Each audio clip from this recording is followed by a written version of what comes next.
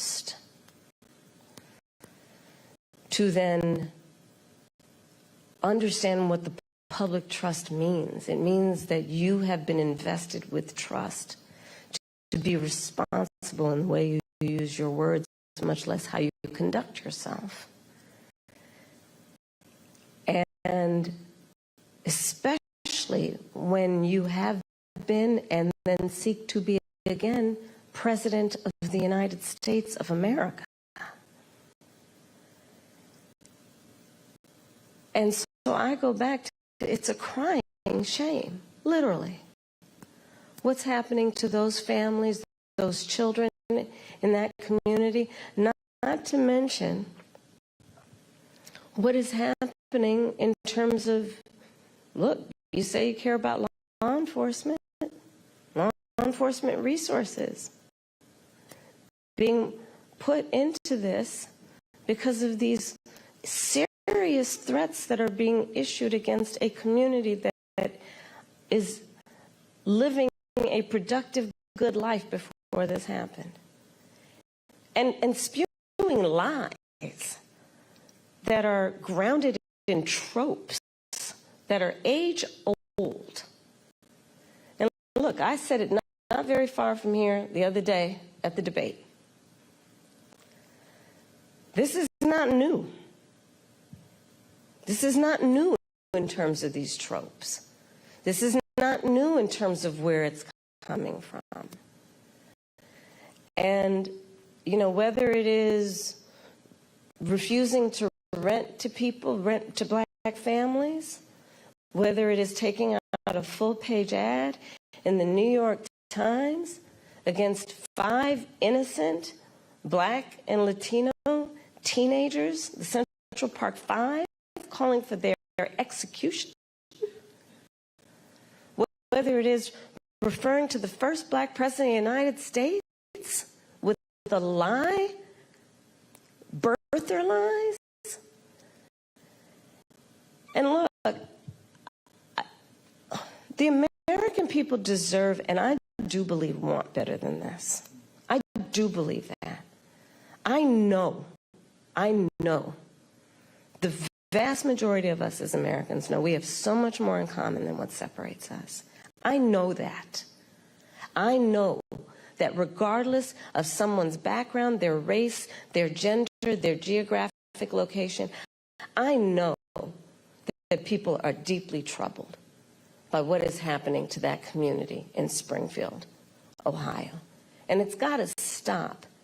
And we've got to say that you cannot be entrusted with standing behind the seal of the President of the United States of America, engaging in that hateful rhetoric that, as usual, is designed to divide us as a country, is designed to have people pointing fingers at each other.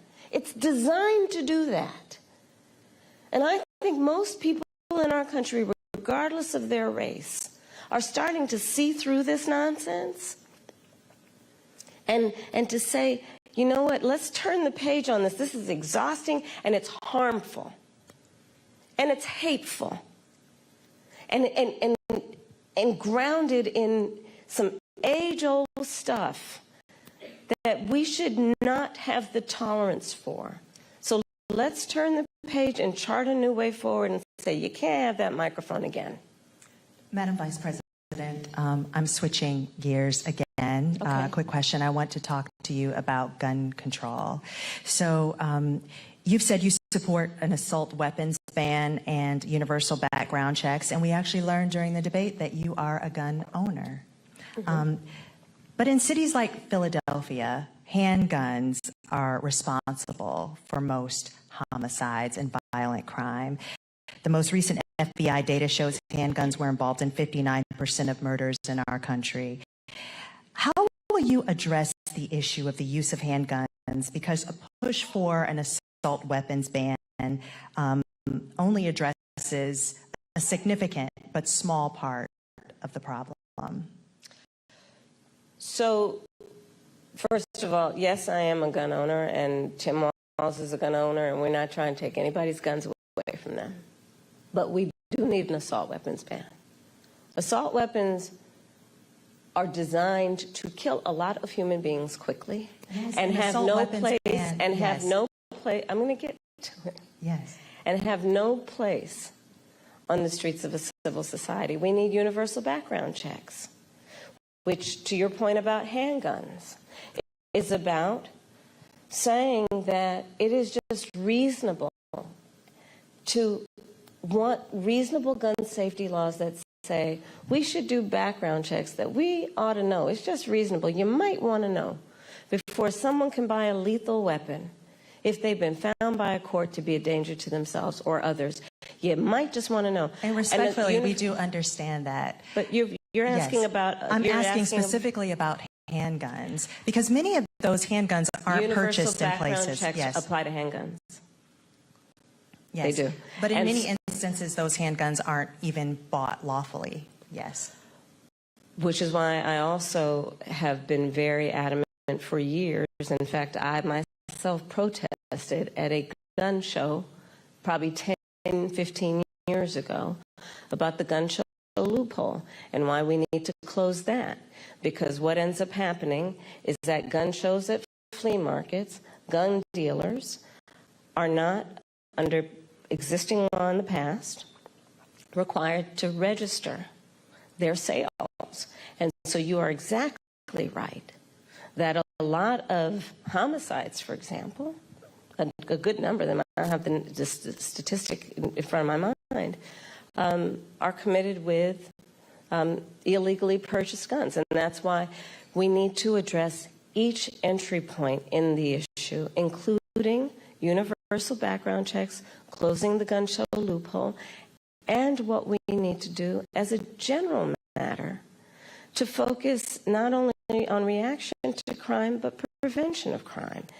So you're raising a very important issue that has many facets, including what we need to do in terms of reasonable gun safety laws and what we need to do around crime prevention, what we need to do around crime deterrence. But listen, I have personally prosecuted homicide cases.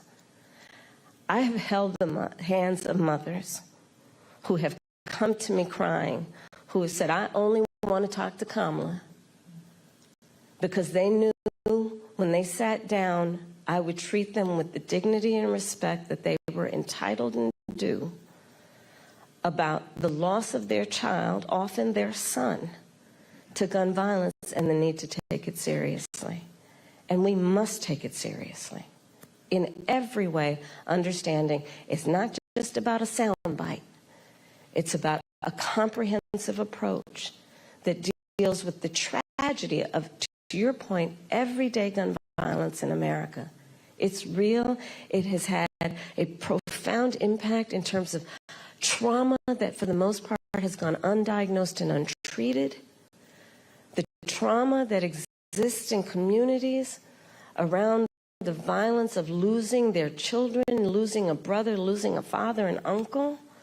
All of that must be addressed, and we have to have a holistic response to it. Are there things we haven't thought about yet? Because every time we bring up this issue of gun violence, universal background checks comes up and a ban on assault weapons. Are there other solutions that you're also thinking about that will get at this issue? Absolutely. For example, part of what we did with, so we, as Vice President with the President, we were able to pass the first meaningful gun safety legislation in 30 years. And part of what that involved was millions and millions of dollars to put more mental health counselors in public schools, right? Because we know that there is an aspect of this that is about treating the trauma and dealing with it at its source before it ends up manifesting itself in a problem. There is the work that we need to do that is about putting resources into communities around violence prevention. I've been a big advocate of that for years, which includes what we need to do around putting resources into community-based intervention that is not just requiring on the good people in the community to volunteer to do the intervention, but actually paying people to do it because it's a full-time job. It's about understanding what we need to do to, again, understand that, to your point, we have to have a holistic response to this issue and prioritize it instead of reacting to the tragedy that sadly they are too predictable. Let's all agree, enough of that. There are very few solutions that we haven't thought of. We need to put the resources into them. Madam Vice President, we want to move to the topic of reproductive access, something that you have worked in leading on both for the administration, Democrats, and now the top of the ticket. You've said that as president, you would want to codify Roe. If it came to your desk, you would sign a bill that did that. Roe protected access until fetal viability, which it also says is, quote, at about 7 months, but it may occur earlier, even at 24 weeks. So do you similarly support also codifying Roe's restrictions, which allow states to ban abortion in the 3rd trimester of pregnancy unless necessary to save the mother's life? We need to put the protections of Roe v. Wade back into law. And when that bill gets passed by Congress, I will proudly sign it into law. Understand what is happening in our country. Over 20 states have passed what I call Trump abortion bans because I understand how we got here. The former president handpicked 3 members of the United States Supreme Court with the intention they would undo the protections of Roe v. Wade. They did as he intended, and in state after state, laws have been passed criminalizing health care providers. I don't know if anyone here has heard most recently the stories out of Georgia. Tragic story about a young woman who died because it appears the people who should have given her health care were afraid they'd be criminalized after the Dobbs decision came down.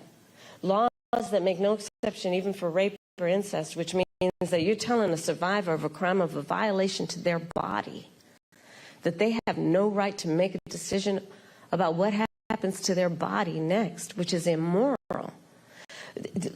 An approach that doesn't take into account that most people, I think, agree you don't have to abandon your faith or deeply held beliefs to agree the government should not be telling her what to do with her body. If she chooses, she will talk with her pastor, her priest, her rabbi, her imam, but it should not be the government or Donald Trump telling her what to do about her own body and her life. So that's where I stand. We need to put back in place the protection of Roe v. Wade and put that into law. And those restrictions that are also in. We need to put back in place the protections of Roe v. Wade and let an individual, in consultation with her doctor, make the decision based on what she can determine, because she's smart enough to know what's in her best interest instead of having her government tell her what to do, especially a bunch of people in these state capitals who think they're in a better position to tell her what to do than she is to know what's in her best interest. Before we conclude, Madam Vice President, the Joyful Warrior has been used to describe You your didn't see that campaign. just a minute ago, though. Okay, I'm back to my joyful part. And your opponent and Republicans have at times weaponized you laughing in campaign ads, for example. Why is joy important to you to insert into this election? And what do you make of Republicans using that as a way to suggest that you're not a serious candidate? Well, sometimes I think, and I'll say to whoever the young people are who are watching this, there are some times when your adversaries will try and turn your strength into a weakness. Don't you let them. Don't you let them. I find joy in the American people. I find joy and optimism in what I see to be our future and our ability to invest in it. I find joy in the ambition of the people. I find joy in the dreams of the people. I find joy in building community. I find joy in building coalitions. I find joy in believing that the true measure of the strength of a leader is not based on who you beat down, but who you lift up. And I think we should all find joy and have a sense of optimism about who we are as Americans and what we mean to each other and what we can do to lift each other up. Madam Vice President, President Biden spoke to former President Trump after the attempt on his life this weekend. Have you spoken to him? I have. And earlier today, I assume? Yes. How'd that go? You want to give us some intel? Sure. I checked on him to see if he was okay. Yeah.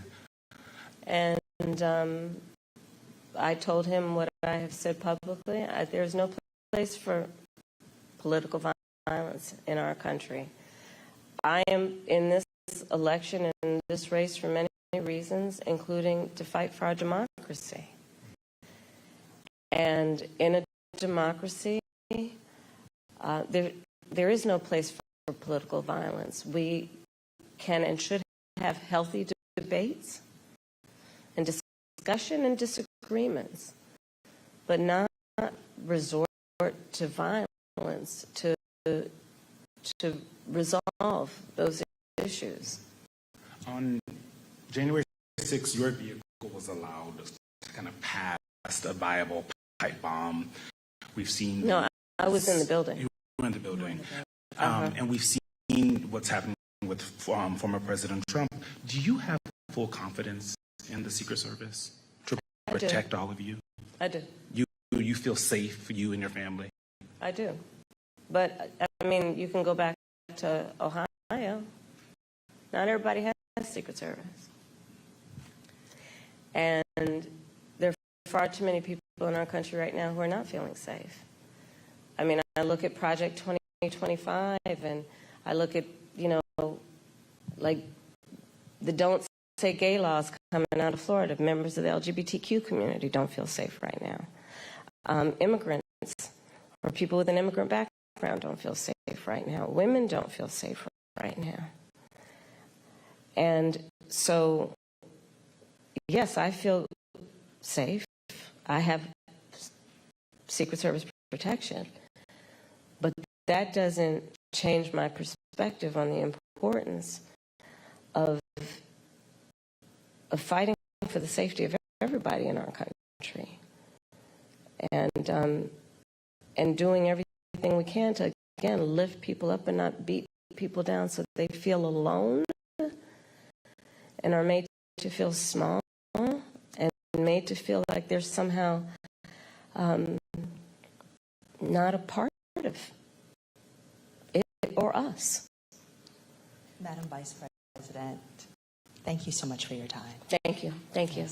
I've appreciated this. Thank you. Thank you. Thank you.